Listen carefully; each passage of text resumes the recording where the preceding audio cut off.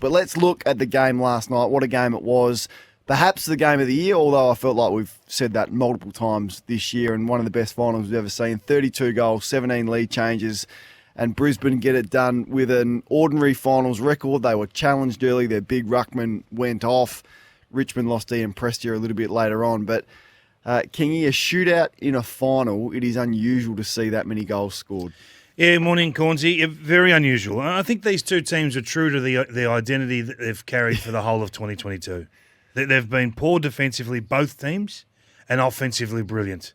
So when you get these two thrown in a melting pot together, this is what you get. 106 points beats 104 points. Fantastic spectacle, great to watch. Ultimately not taking either team to a premiership with these sorts of defensive models. But what a brilliant final, an absolute spectacle. What Lachie Neale did last night, I can't recall a clearance game like it. 15 clearances against, I know Richmond are not a clearance-geared team, but 15 clearances, despite all the attention that he got in the second half, I thought it was just terrific. 21 touches he had, I think 9 clearances at halftime, Lachie Neale. So it's only the 5th time in the past 20 years that both teams have reached 100 points in a final. Usually the defensive structure wins, and I know you want to speak about that very, very shortly. Just on Richmond, a mistake clearly to play Dustin Martin, I thought, and your ears are pricked up before the game when Damien Hardwick says he's only going to be 80% fit. He was a bit of a liability last night, Dustin Martin. They couldn't get him, or they didn't want to get him on the ground in the vital moments. He sat. It felt like just watching on TV, you may have the official numbers of his game time that he played in the last quarter alone, Kingy, but just 3 touches, all of those were in the defensive half, and for the last half of the last quarter, they couldn't get or didn't want to get him on the ground. So a warning to other coaches, injured players, regardless of how good they are and regardless of their reputation, doesn't often work in finals, I don't think. Yeah, I hold a contrary view, but that's okay. I think him What being... is it? Well, just the fact that he's out there, he takes a matchup. And you get the domino effect. You get lesser-ranked players against other talent in that Richmond forward line. And you'd have to say the Richmond forward line functioned. So, I mean, they've finished with 16 goals, 8. So I don't think you can... I don't agree with that opinion. I understand you're hot on him. You're hot on the decision to play him. But why wouldn't you play him? I mean, what he's done in finals, we haven't seen a player like this before in finals. So when he's declared fit to play, what you don't play him? Well, I don't know. If he's 80% fit and they couldn't get him on or didn't want to get him on the last 10 minutes of the game, you lose Prestia, which means Edwards comes on. So you lose the structure and the rotation a little bit there. And I just thought he was way underdone. Hadn't played since we know round that 16. Though, don't we? We know he's underdone, but he's... So to what level underdone? He looked way underdone. I think the plan would have been to manage his minutes. So when you lose one early, that goes out the window. When you have to use the substitute, maybe the plan was to hope to sub him out of the game at some point. Or I think that the reason why he would have been on the bench is the risk of injury. But do or die. There's no tomorrow. No, like, I know. what's the point of having him on the bench? You lose, you're out. Yeah, I understand that, but you still got to manage the player, don't you? I mean, you're not doing it to your own demise. Well, I think at that point in the game, with 10 minutes left, when it's seesawing, lead changes, you don't know who's going to win, it's so tight, you just have your best players out there. And the same goes for Brisbane. I mean, they had Zach Bailey, who was incredible in the second half. They had him on the bench for ages. Now, maybe they just couldn't get him on. Daniel Rich was there as well. Shea Bolton, for a moment, was on the bench. They just felt like they didn't want to get Dustin on. Felt like he was absolutely cooked. Well, I'll give you the contrary view. So let's have a look at what Lachie Neale did. Lachie Neale played the last 85 minutes of football in the midfield. Point. That's the point. No, Lachie Neale's a different beast to Dustin Martin, right? I understand that, but get your best players on when the whips are cracking in an elimination final. So I'm talking positively about Lachie Neale. Okay, Yep. For a midfielder to play 100% of second half and add on to that the last 15 minutes of the second quarter, I haven't seen that before. So I was panicking for Brisbane late in game. Do they have to get Lachie off? Is he out of tickets? Is he out of gas? They had a boundary throw and he's rubbing the brow. He looked spent. He did. And I thought, wow, this is an amazing performance. 39 disposals. Everyone's talked about the 15 clearances. I want to break it down a little bit more if we can. What does it look like? And at what point do you think you need to tag like a full-blown hard tag. I know Pickett went to him. I know Cochin went to him at times, and they'd lost Prestia, so they lost that luxury. So his 7 centre bounce clearances resulted in 3 goals. And one of the boundary throwing clearances resulted in another goal. So they kicked 7 goals from stoppages, the Brisbane Lions, and Lachie Neale's his work results in 4 of those 7. Unbelievable game. So we've butted heads a bit on this all year, haven't we, about the tag? Even from round 1 when Petrarca got off the chain against the Western Bulldogs, and I said, well, how can Luke Beveridge be beaten again by the Norm Smith medalist? And we were discussing how does it affect your structure. I've got a firm view, because I've been in the situation, it's really hard to tag someone when they're on fire. When they have their tail up and they have their momentum going and they're into the groove of the game and it's coming easily to them, it's really difficult to send someone to kneel at halftime when he's had 21 and 9 clearances already. I think that call had to be made pre-game. Now, Richmond were never going to tag him pre-game because that's not what they do, and they haven't done that, and Damien Hardwick's going to back himself in to do that. I don't agree that that's the right decision, because if you look at Lachie Neale's performances when someone has gone to him and the effect on Brisbane, they really, as Anna said with us, they don't win unless he's dominant, particularly with Lions not there. So, last week in round 23 against Melbourne, he had a bit of the ball, but they put a lot of time into him. The same went for the last time Melbourne played, where he only had 22. Windhager did a great job. Now, they won that game, but just. There was a game against the Bombers where he had low 20s and they lost. Take Lachie Neale out, Brisbane don't win. So at what point do you go, I know it's not what we do and it's not our preferred method, but I was surprised at the lack of attention that they gave him. Particularly, they didn't have a ruckman either. So, yeah, I want to get 44 list spots, Kingy, and they don't have one tagger. Well, I think that's Jack Graham. They got Jack Graham. He was in the 26, but not in the 22. Could have done the job, but they spoke about his preparation not being fully up to it last night. So, yeah, I just think it's negligent for any team that doesn't have a dedicated tagger in a professional era. And yeah, it cost him the game last night. I think he's untaggable. Nah, but he's not. Windhager kept him to 16. Yeah. Young player in his has hardly played much footy at all. Disciplined, hard-nosed approach kept Lachie Neale to 16. So I don't want to hear that rubbish that anyone is untaggable. Everyone is taggable if you have a person willing to sacrifice their game in a disciplined way to do it. And Windhager on that night had enough of the footy himself. He had the low 20s himself. Everyone's taggable, and Lachie Neale's taggable. They're taggable, but to curtail Lachie Neale's centre bounce clearances are a different beast altogether. Yeah, I disagree. I agree with that. Well, that's what I'm saying. His 3 of his 4 goals that he set up from clearances were from centre bounce clearances. But you needed to make life difficult for him. There's a way that you can They did try that. Well, how hard did they try? They went to pick it. I mean, how many people can you give the challenge to? So I just think you have to, in the end, celebrate what Lachie Neale did. You're going to do that. He ripped the heart out of Richmond last night. He was a one-man war. He really was. And I just think that no matter what Damien Hardwick, what lever he was likely to pull, this guy was out of control. And I think we should just celebrate what a night it was. Talk to me about the ruckman.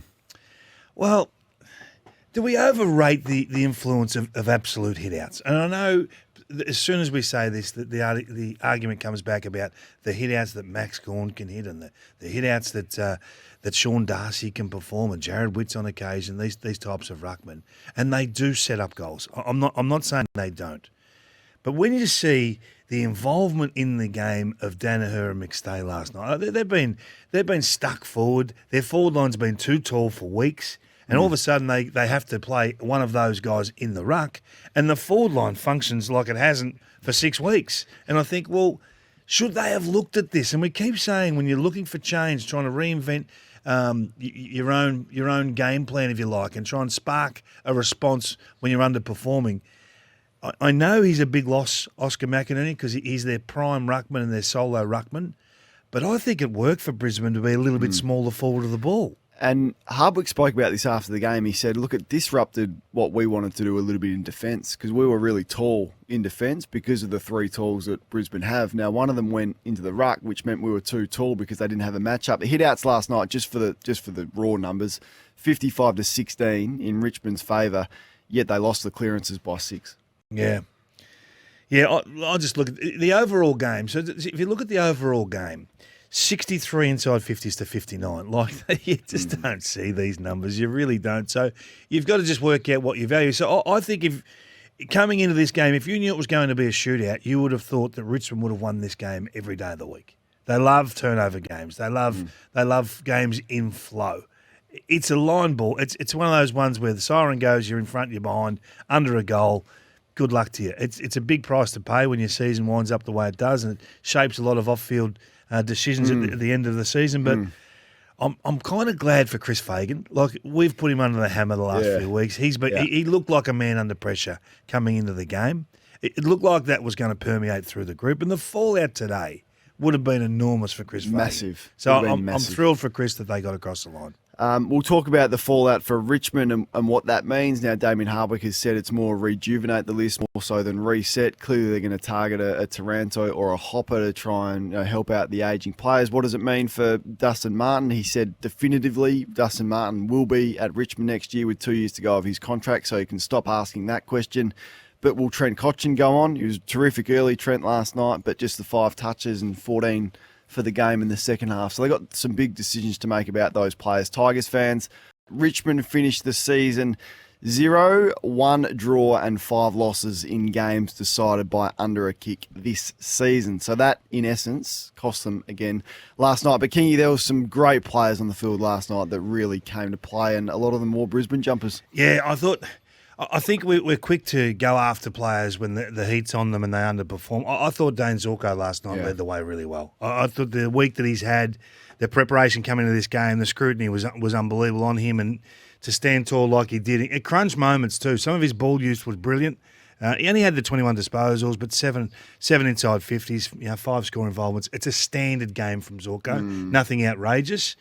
But I just think he needed to be the leader they got last night. Yeah, had a level head last night as well. He much better player centre forward for me, and Rich and Kitty Coleman across half back clearly have taken the spot Zorko was playing earlier. And with Cam, I'm looking forward to seeing Cam Rayner next week, and they can unleash him because Brisbane have the best group of small forwards in the comp, and I think we saw that last night. Charlie Cameron is a star and won some crucial one-on-one. Zach Bailey was back to his best footy.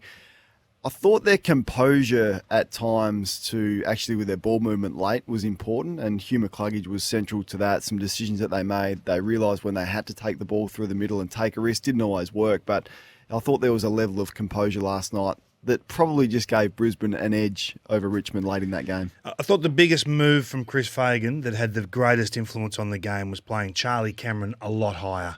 He was actually running back towards goal rather than out of the goal square leading and having to turn his man and do so much. You're asking players then to kick the ball to ground. It's an unconventional method. So him further up the ground, I thought was brilliant. I know he kicks 3 goals, he has 11 disposals, but the constant threat and the things that he did, the knock-on that created a goal, just the smarts. And he just was a mismatch for the Tigers all night. We know they didn't have Grimes, so don't bother texting that in. But if this guy can light it up through a final series, anything can happen. You need your spark players to play great football. And I thought Charlie was terrific last night. He was awesome. I know you highlighted Starcevic on Bolton at halftime, and a couple of times that Bolton got away from him, and it was really good vision. Just didn't have the body on him that he needed, and Bolton made him pay. But I mean, if you had have said Shea Bolton's going to have 10 touches and just kick 2 goals, you absolutely take that. So the round 20 game where he had 7 shots on goal and completely got a hold of Brisbane and they didn't have a matchup, Starcevic didn't play. So credit to him as well. We're all going to talk about Neil and Cameron and Bailey and Zorko and these players, but a big shout out to Starcevic on how important, particularly his second half. Like, Bolton had 3 touches in the second half and was nowhere when the game was on the line. So at halftime, and I know not everyone buys into the rating system, so Shea Bolton was the number 1 rated player on the ground. Yeah, from 7 touches, wasn't it? Yeah, so all of his touches influenced the scoreboard. So that's what we're talking about, impact over accumulation. I know Lachie Neale was out of control from a clearance point of view, but not all of those were impacting the scoreboard. It was more of a territory result for them. So that was the matchup. At halftime I said, this is the matchup. So if Starcevic can get the job done, then he gives Brisbane a chance. But if Bolton can light up, and they were getting plenty of opportunities. So you see 10 disposals and you think, oh, yeah, he's done a pretty good job clamping him. But when you see that Richmond have had 63 inside 50s, to keep him to 10 is unbelievable. You have to give that a greater weighting than what you normally would. Yeah, I thought he was awesome. Righto, let's go to a couple of your calls. Toby has been waiting patiently. You want to speak about the fallout for Richmond, Toby? Good morning. Morning, guys. Kingy, you can't tell me that he is not taggable. Lachie Neale had 3 clearances in a row. I'm a disgruntled Richmond fan, by the way. 3 clearances in a row, and you look in the midfield, and Jaden Short's standing 2 metres away from him, and so is Shea Bolton in the third quarter. Kane Corns could keep him to 25 touches just by standing next to him. Oh, don't do this, Toby. Don't do this again. I'm with you, Toby. I'm with you. I'm with you. You were going out there. Get me out there, Toby. You were going really well, Toby, until you let yourself down.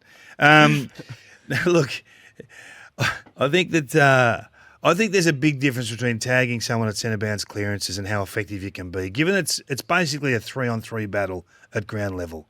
And I think that Lachie Neale is almost untaggable. And I'm happy to say I'm looking forward to, Kingy. So the loser is Sydney or Melbourne. Oh. They're going to come after Neale, whoever it is, because both of them will have a plan and have had a plan this year. So it might be Mills from Sydney, or it'll be Harms or someone, even Brayshaw from Melbourne if they lose. So Lachie Neale needs to rest those legs this morning because he won't be afforded those freedoms wherever they play next week. Guys, let's just appreciate the fact he had an unbelievable night. We just put a Twitter poll up comparing him to Simon Black. You did, which was ridiculous, which you didn't consult on. I asked you the question, not happy with it.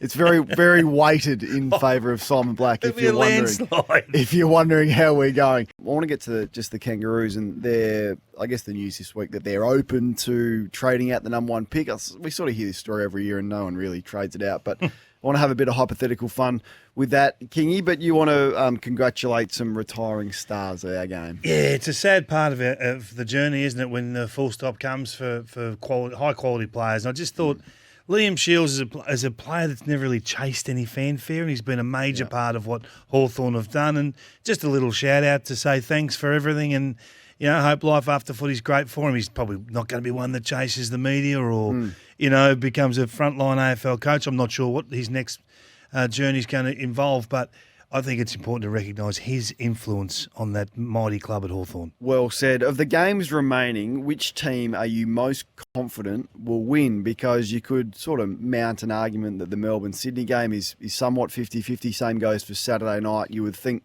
Geelong get it done against Collingwood, but it is at the MCG, Collingwood's home deck, and they've performed pretty well. Are you most confident out of the 6 games that Geelong win? 6 teams? I am. I've been tracking their profile heavily the last 8 to 10 weeks. It's ridiculous what they're doing. You give them the ball, you bleed. They're defensively brilliant and playing a totally different game to the last 5 to 6 years. We've talked a lot about why Geelong have run aground first week of finals is because they haven't scored. I think they've scored in the first round of finals over the last 5 years. It's been something like 5 goals, 5 goals, 7 goals, 6 goals, 5 goals in total. They'll do that in a quarter tonight. Sorry, Saturday night. Jeremy Cameron, Mitch Duncan, Reece Stanley, 3 big ins. Sort of wondering who they were going to leave out. Well, unfortunately, Brandon Parfitt, Radicalea, no surprises there. They've gone for Stanley over Segler, and O'Connor has been omitted. You would think Parfitt will be the medical sub, but so you're bringing him in? Wait. You're bringing him in? You're bringing in Jeremy Cameron, giving you Dustin Martin discussion as Cameron comes straight back in? Yes, because all the talk has been that he's 100% fully fit. He's 21 days since the hamstring. 21 days. Dustin Martin hadn't played since round 16. Chris Scott has said definitively that he's checked off all the benchmarks. And I guarantee you Jeremy Cameron won't be sitting on the bench for 30% of the last quarter. Oh, what about Taylor Adams? You bringing him in? You're guaranteeing him like you are Dusty? Hasn't played for 4 or 5 weeks. Yeah, I'm not as. I haven't heard the. No, is he in or out? Is he in or out?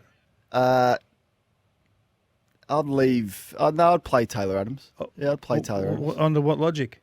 Because Dustin Martin's played 8 games for the year, and he just clearly wasn't fit. And he's sitting on. If Taylor Adams is sitting on the bench and they're saying he cannot play for the last 10 minutes of the game, then it's a different discussion. But I'm not fully privy to that information at Collingwood. Dusty played 80% of game time last night. Yeah, but when the whips and that was sitting in a forward line, not doing a whole lot, not really extending himself. So there's playing and there's playing, and he wasn't playing last night. But anyway, Geelong like game it. will be interesting with the players they've left out. As I said, North Melbourne, the report was, I'd love to credit the journalist who reported it. It might have been our man, Sam Endham. It probably was. He's had another big week. That North Melbourne are open to trading the first pick. I just want to have a bit of fun with this. So if you were trading the first pick in the draft, what player would you trade it for? A ready-made player. I'm going to throw some names at you, Kingy. You're going to say yes or no, they are first pick in the draft worthy. All right. Luke Jackson. Yes. Cozzy Pickett. No. You wouldn't trade pick one for Cozzy Pickett? No. You would? I think I would. I think because you've got the ready-made product, and he fills a need for a lot of teams. A lot of teams would have him, and then it still is risky. I mean, you know, more often than not, you're going to get a 200-game player with pick one, but it's not an exact science. So I would. Zach Butters. Pick one. No. Harry Mackay. Harry Mackay. I could be talked into this. I could be talked into Harry. I like this game. I could be talked into Harry. Would you trade? And this is all hypothetical. We're just having a bit of fun, so don't shoot us down here. Would you trade pick one for Darcy Moore? No. No. All right. Would you? So give me yours. Give me yours as well. Harry Mackay. Yes. Darcy Moore. No. Cozzy Pickett, yes. Luke Jackson, You're a yes. yes on Cozzy. I'd trade pick one for Zach Butters. Yes, I would. Zach Butters. Yep. Okay. You got the potential to have a top 20 player in the game with Zach Butters, and I'm not sure Port Adelaide would do the deal. But anyway, it's an interesting discussion on what is acceptable for pick one. I know there's all the factors that you can split pick one and turn it into 6 and 12, but that's boring. I want a straight swap for a player. Who would it be? 042339 out 1116. You've got written on the screen here, King. I don't know which way this is going to go. Wild cards in finals. Who are they? So last night, you have to appreciate what happened last night when Morris Rioli put on that shimmy shake and just stepped around Kitty Coleman like he wasn't there. Good, Morris. And I thought, wow, that is exciting. We saw Darcy Wilmot come in and do some things as a first gamer. And I tracked forward to tonight's game. I think the Swans have got 4 or 5 players that have that wild card capability. We talk a lot about Papley, we talk a lot about Warner, but there are others. Sweet feet Errol Gordon, he's our man. He's one that's having a pretty good patch over the last 4 to 6 weeks. What about my man Hayward? Your man Will. We like Will. I love Will. We like Will. So I think that there are spark players, and you've talked about Cozzy Pickett. He's exactly that for, and even guys like Spargo, and they can do things. So I think wild card players in finals that just create goals. They just create scores when you desperately need them.